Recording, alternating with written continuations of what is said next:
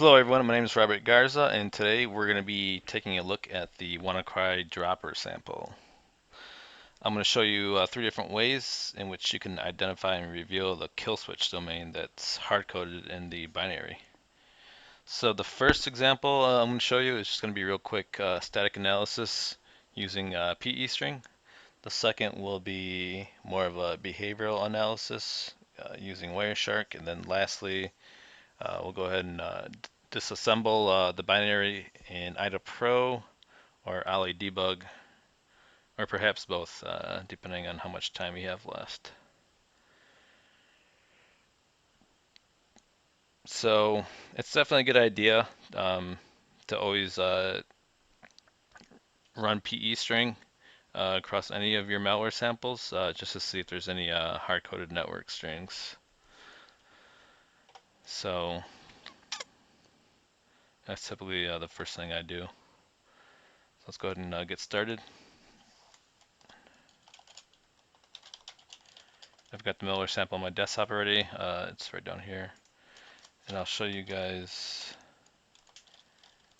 the hash in case you're curious about that. There we go.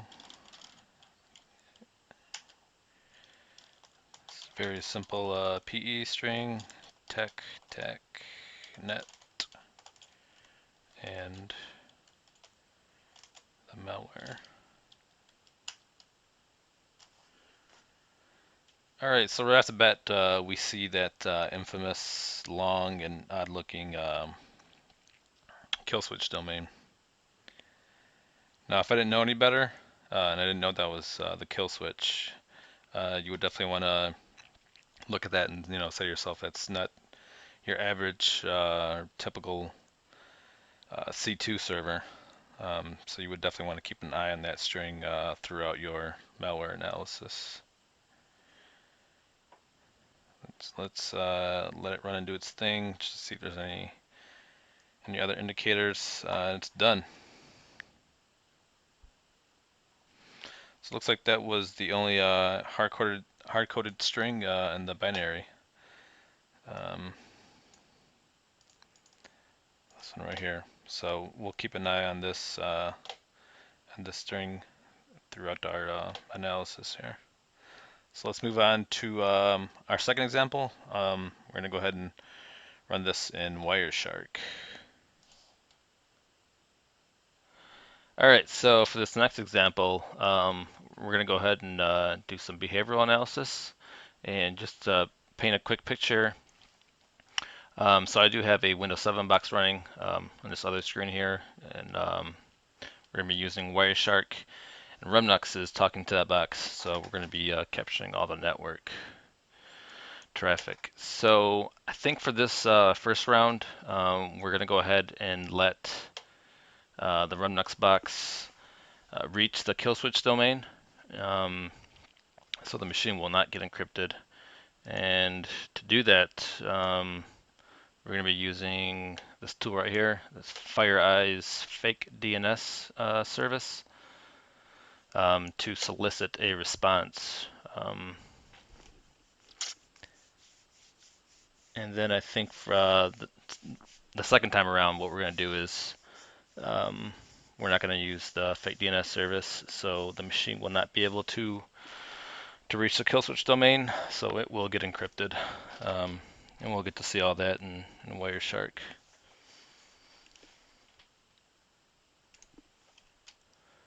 All right, so let's get started. I'll go ahead and restart the network so everything's nice and fresh. I always like to do this.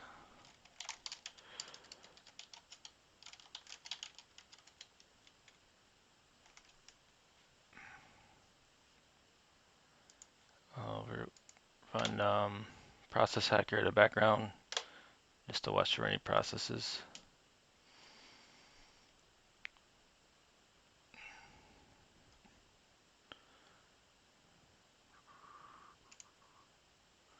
Go ahead and start this.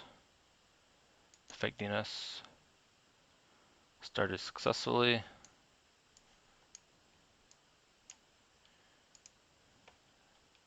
of course, I'll show you Wireshark as well.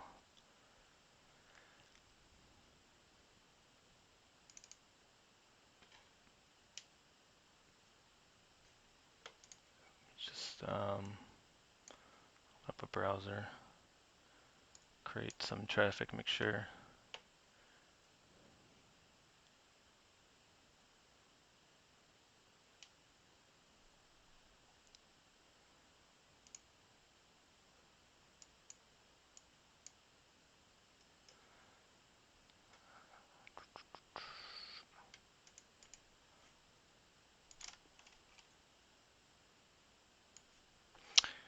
Okay, so I've cleared the traffic with Wireshark just to start fresh and clean. And as you saw, it did open up some windows in my Run box. So we see Google, Mozilla, and whatnot.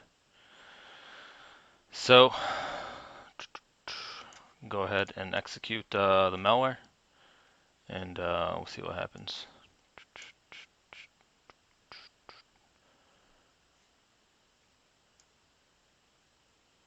I might just maximize that because it's going to be, yeah, that didn't work.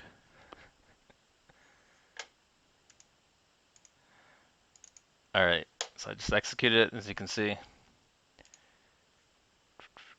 And let's open this up. Right there is the Killswitch domain. And the second line, actually the first and second line. And we see a few responses there. You can also see the Killswitch domain right here and the fake DNS. So that's it. It's pretty quiet. Obviously the machine's not going to get encrypted. Not much is going on. We'll compare to the second example I'm going to show you. When the machine actually gets encrypted, we'll see a whole lot of traffic. Excuse me. So that's it. And Wireshark is still running. Not much is happening though. So we'll go ahead and stop this.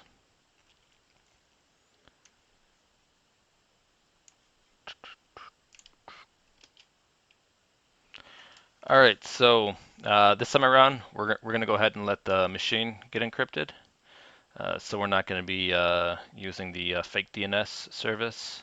So Remnux will not be able to reach the Killswitch domain. So effectively, the machine will become encrypted. So we're going to get to see a lot of different things. So obviously, the machine is going to get encrypted.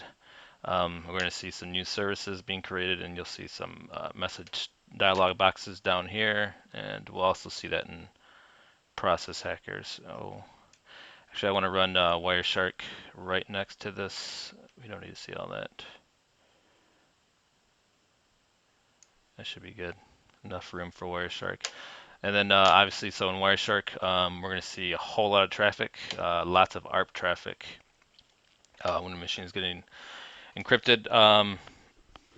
So obviously, this malware has worm-like characteristics, and it's not going to be satisfied with just encrypting Remnux. So it's going to start to scan the entire network, looking for any other machines that are vulnerable to the old SMB version. So we'll get to see that.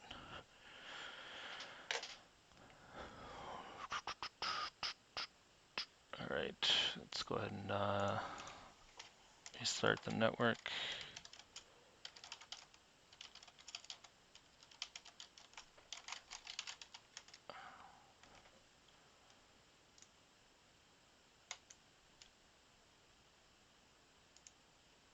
Let me get Wireshark up and running.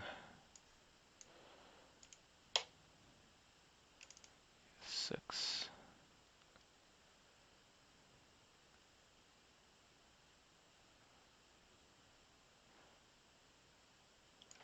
Let me clean this out. Okay. So get ready to see a whole lot of traffic. and lots of no, I'll pop that back up. All right, here it goes. Process is started. Lots of ARP. We see the services being created. ARP, scanning the whole network. Hidden attributes we just saw was killed. Created a task schedule. And just a whole lot of ARPs, and that will just continue on.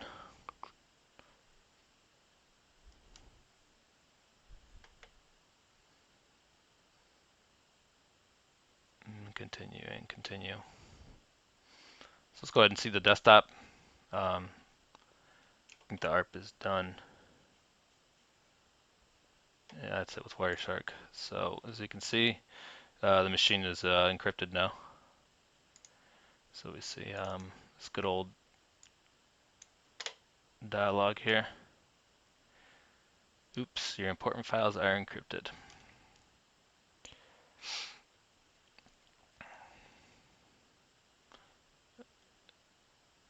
I just saw some other processes. So we can start to go through some of the files here, and we'll see some of them are starting to get encrypted. This one right here, Wannacry, Wannacry,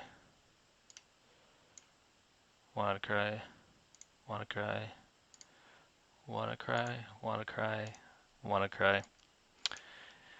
You get the picture. So that's it.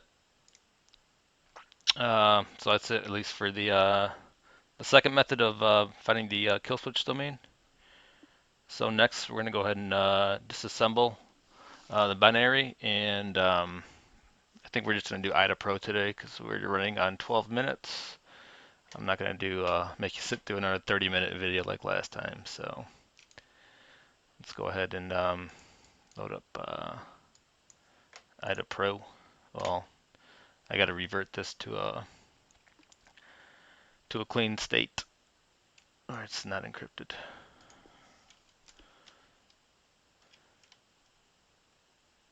All right, let's close this. Go ahead and drop this in IDA. Click OK. And we don't have to go digging around too far. I already know where it's at. 408140. And here we go. Looks like IDA has already put an HTTP comment here, and of course we see that long beautiful string right there again. So as a malware analyst, you just gotta ask yourself what's happening here, what's going on down below underneath the string, and we see that it's part of a function, and that function is to call internet open URL and internet close handle. And then right here we see yeah, it's looking for some responses, and then down here we see there's some jumps based off of the above response. All right, so that's it. If you wanted to dig a little bit deeper, you could debug the assembly and see in which instance the machine will get infected and encrypted, in which instance it won't. But obviously we already know what would happen.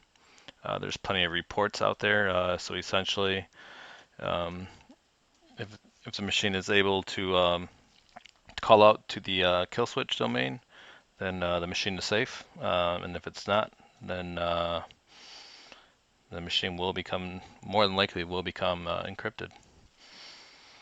And actually, the malware authors who created this malware, they actually didn't intend it for that purpose.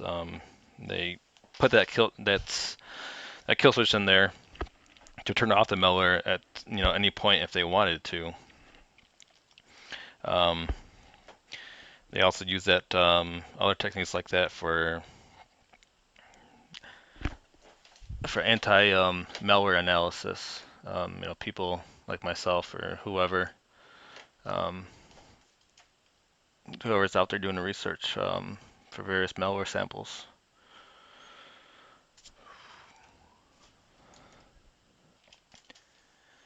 And I think the gentleman goes by the name of Malware Tech or Malware Tech blog, but he's the young gentleman who discovered the Killswitch domain, and well, he's a malware researcher, and he was just playing around with this piece of malware and saw that